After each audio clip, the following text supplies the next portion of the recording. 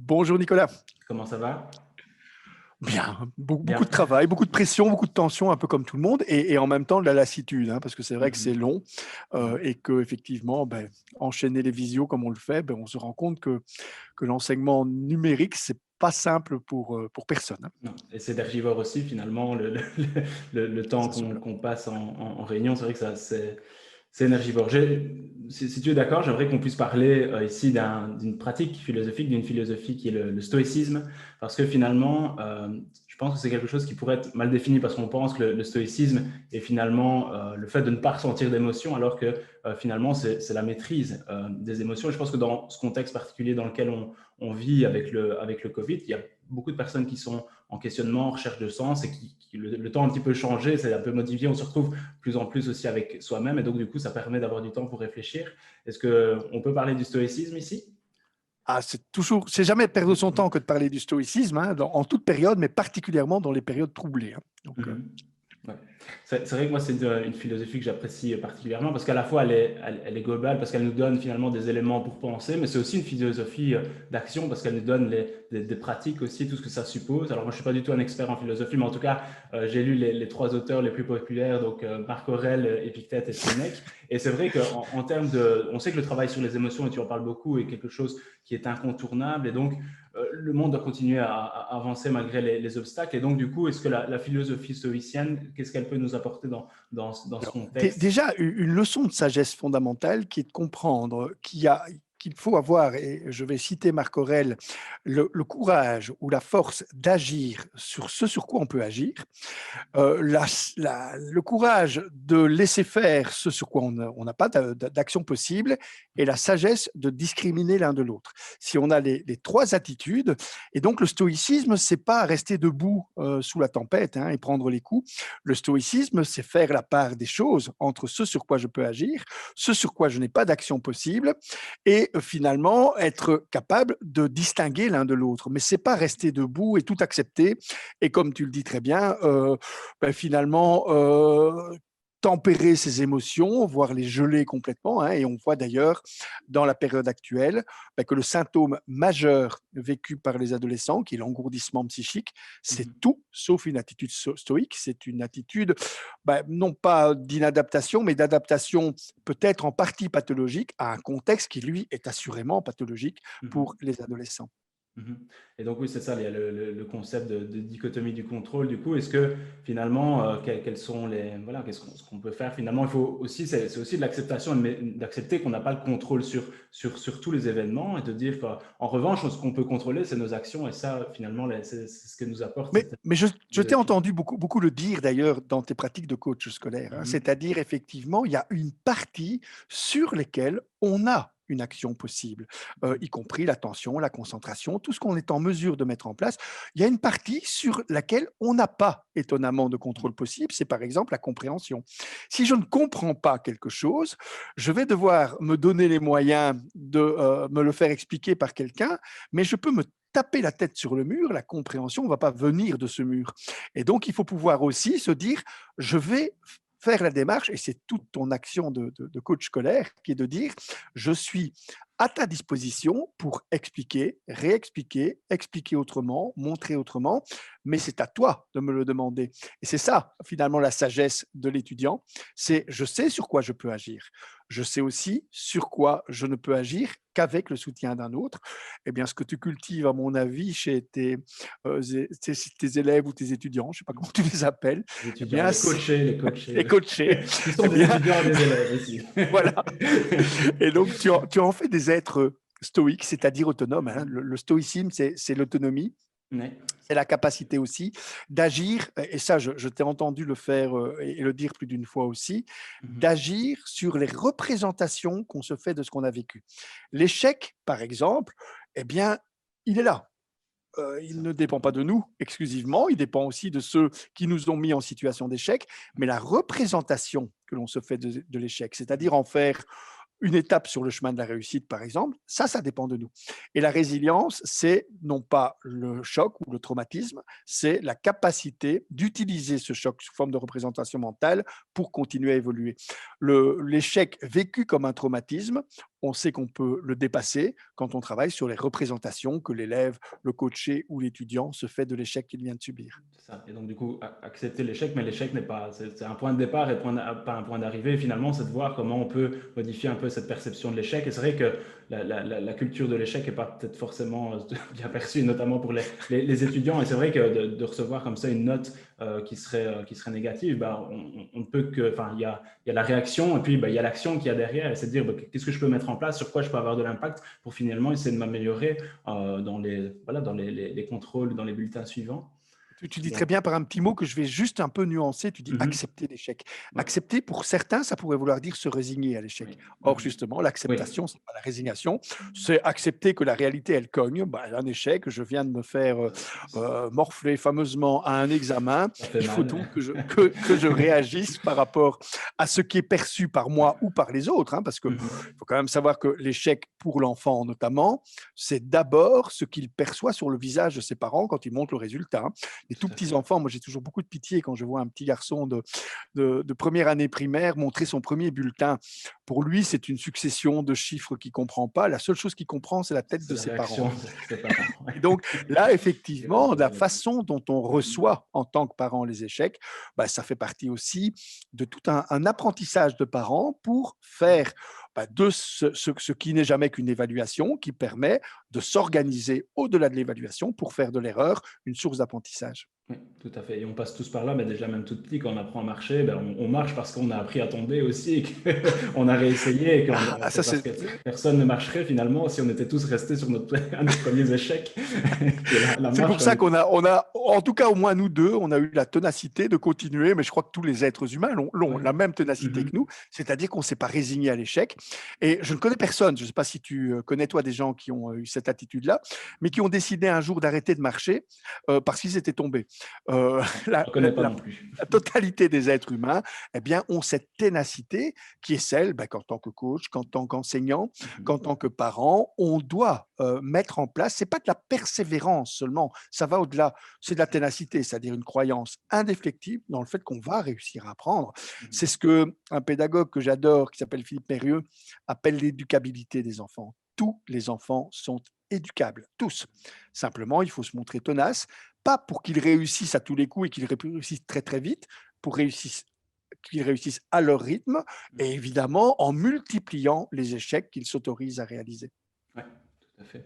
Les stoïciens, c'est vrai aussi, nous poussent à voir un peu la vie d'une façon vertueuse. Et c'est vrai que la vertu, c'est le bien suprême, en tout cas au niveau des stoïciens. Et ils nous apprennent aussi finalement à voir que le monde ne tourne pas autour de nous. On fait partie, on a un morceau finalement d'un organisme qui est plus grand que nous. Et donc, c'est vrai que Marc Aurèle disait que ce qui est mauvais pour la ruche, c'est mauvais aussi pour l'abeille. Et donc, il y a l'idée aussi, et je pense que dans le contexte actuel, c'est important voilà, de se serrer les coudes et de voir finalement comment je peux m'assurer aussi de pouvoir servir mon prochain, de pouvoir aider les autres et de finalement ce dont je fais, les actions que je porte ne se fassent jamais finalement au détriment des autres. Et finalement, c'est ça, comment je peux aussi être utile aux autres. Et ça, ben, en pédagogie, notamment avec le tutorat, où on sait qu'en termes d'apprentissage aussi, le plus haut niveau d'apprentissage, c'est quand on peut expliquer à quelqu'un d'autre finalement ce qu'on a expliqué, ce qu'on a compris aussi soi-même. Et donc là, c'est finalement dans le contexte actuel, comment finalement je peux apporter mon aide, ma contribution au monde et aux autres personnes. Et ça, c'est finalement aussi une sagesse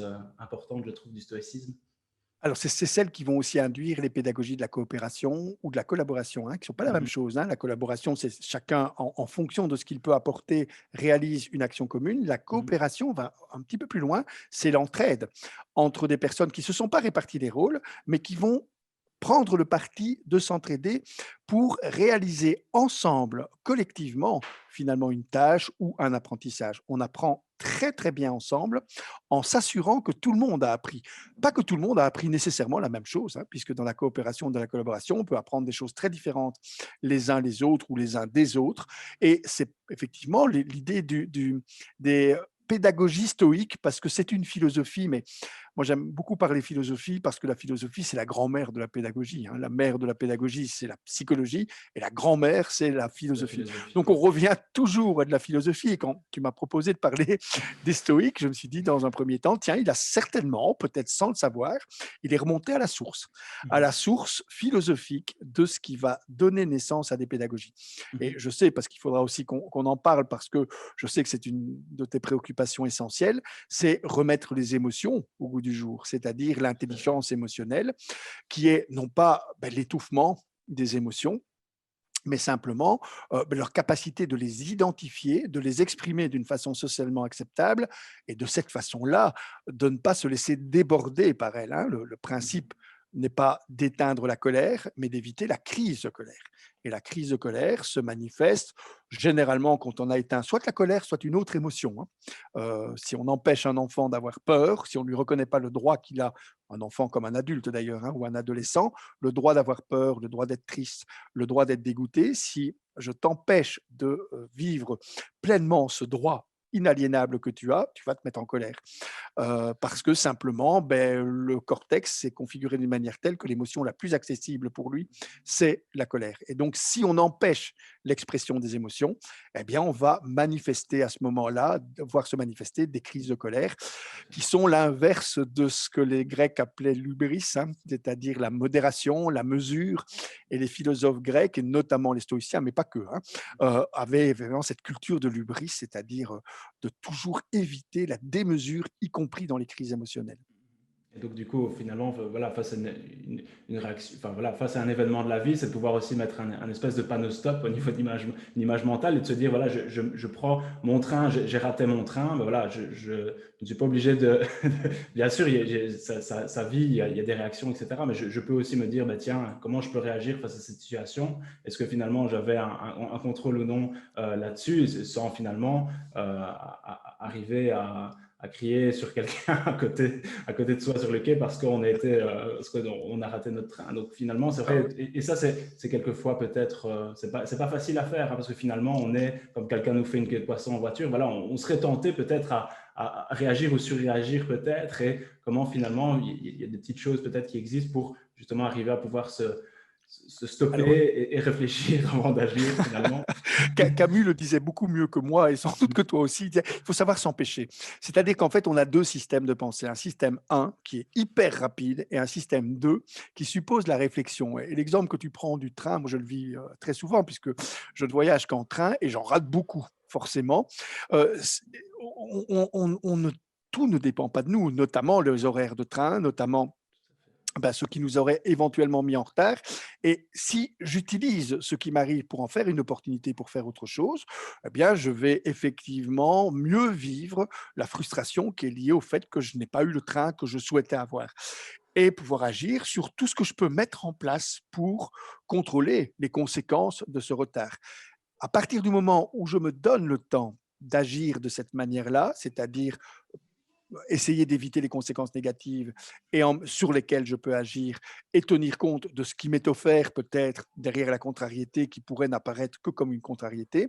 Je vais éviter le niveau 1, qui est celui de l'impulsivité, qui est la crise de colère, comme tu le dis, hurler sur son voisin, taper sur un panneau ou tout ce qu'on veut Mhm. comme dérivatif de cette colère. Non, je vais utiliser à ce moment-là le niveau 2 de réflexion, Mhm. qui est qu'est-ce que je fais, qu'est-ce qui est sous mon contrôle et qu'est-ce que je peux faire pour éviter les conséquences négatives. Alors évidemment, c'est plus facile à dire qu'à faire et toi comme moi, on a aussi nos frustrations et nos crises de Tout à colère. Donc, fait. ce qu'on est en train d'expliquer à tout le monde, on ne l'applique pas C'est un travail d'une systématiquement. vie. Non, voilà, c'est ça.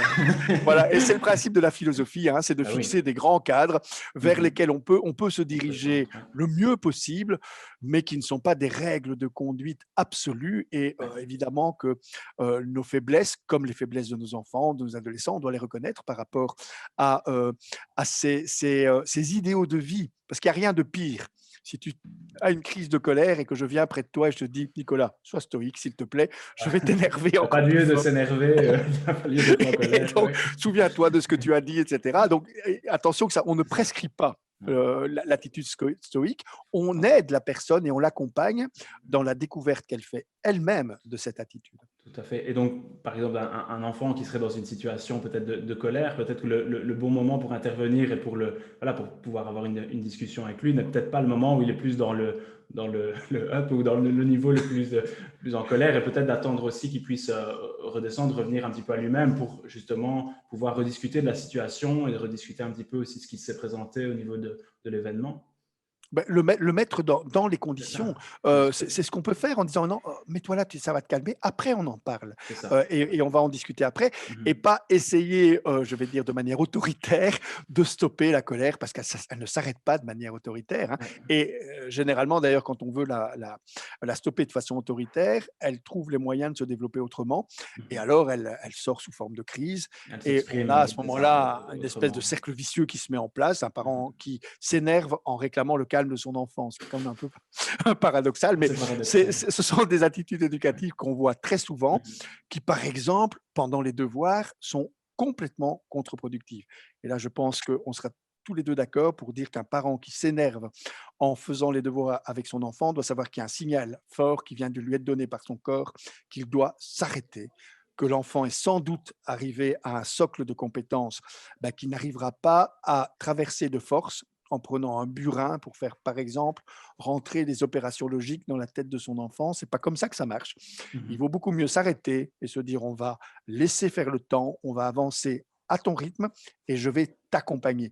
C'est le principe du coaching, hein, enfin, le Mhm. coaching comme je l'apprécie, c'est-à-dire celui qui accompagne, qui guide, qui ne force pas et qui se met à disposition pour permettre finalement, hein, et je pense que on peut résumer un peu ce qu'on a dit, pour permettre une Mhm. attitude stoïque.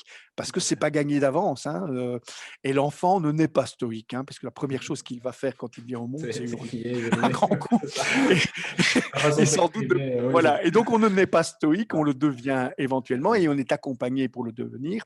On Mhm. ne le devient pas parce que quelqu'un nous l'a imposé, par exemple. Ouais. Et donc finalement, c'est important aussi de réfléchir au cadre, à l'ambiance qu'on peut mettre en place pour le travail avec un enfant, même dans une classe. Et finalement, il faut voilà, essayer de voir quelles sont les conditions qui sont aussi favorables pour que l'apprentissage puisse se passer sereinement. Et on sait, et ça tu l'as déjà dit aussi, je t'ai entendu le dire plusieurs fois, qu'un enfant qui est serein et détendu face aux apprentissages, c'est un enfant qui veut apprendre correctement. Et donc les conditions aussi doivent être peut-être pas toutes être mises là ensemble. En tout cas, on doit Mais l'environnement, voilà, l'environnement est c'est important. même vrai de façon, hormonale, je vais dire, hein. La cortisol est très, très mauvaise pour, très défavorable aux apprentissages, et donc il faut effectivement être serein physiquement, psychologiquement, et ben, on va terminer par là, et philosophiquement. C'est-à-dire que ça se construit, une philosophie, ça se construit et ça permet à l'ensemble de se mettre en place, hein, y compris, on aura certainement l'occasion d'en reparler dans une capsule, y compris, je vais dire,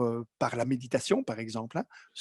Des moments de respiration ou de méditation qui vont permettre de retrouver ce 100%. calme qui va nous permettre après d'avoir l'attitude stoïque. L'attitude stoïque, c'est parce qu'on impose pour avoir le calme, il faut le calme qui permet à ce moment-là de donner place à une attitude plus stoïque face aux apprentissages, aux épreuves et à tout ce qui nous est donné de vivre. Tout à fait. En tout cas, merci beaucoup, Bruno. Et à bientôt, À Nicolas, bientôt pour pour une autre une prochaine capsule. capsule. Au revoir. Voilà. Au revoir.